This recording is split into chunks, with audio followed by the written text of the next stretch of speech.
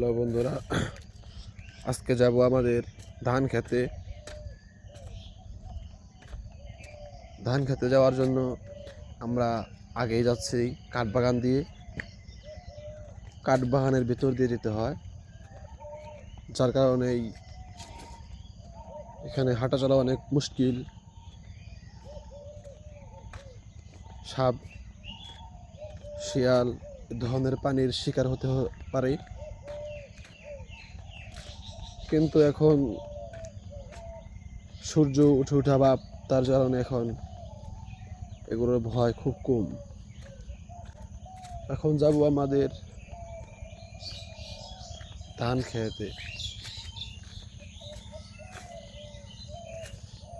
আপনারা দেখছেন চারিপাশেই বাগান, তার মাঝ দিয়ে সরু পথের মতো পথ।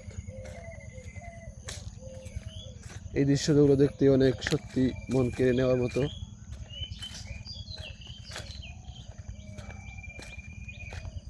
এখন যাচ্ছে আমাদের খেতে, আপনারা দেখতে থাকুন।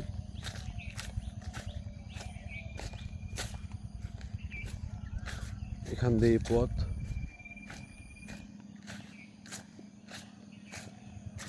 এই পানির লাইন,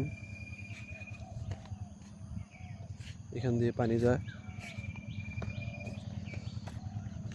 আর এটা আমাদের সবজি ক্ষেত। আমাদেরকে এখানে সবজি আবাদ করতে হয়।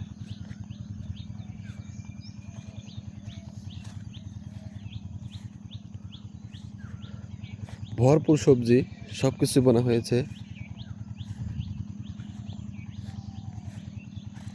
ধান খেতে আপনাদেরকে দেখাবো ধানের অবস্থা।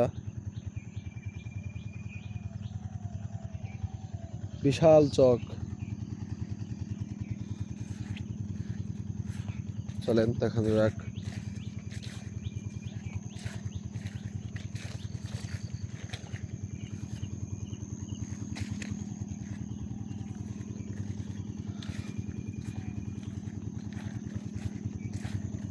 ধান খেতের মাঝখানে দেখছেন, অনেক বড় চকের মাঝখানে দেখছেন একটা ডিপ কল, পানি পড়ছে। এপাশেও অনেক দূর পর্যন্ত গিয়েছে, এ পাশে অনেক দূর পর্যন্ত গিয়েছে।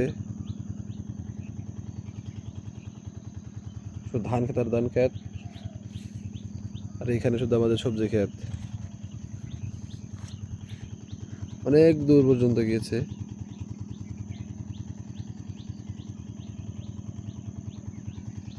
আপনাদেরকে আমি দেখাই।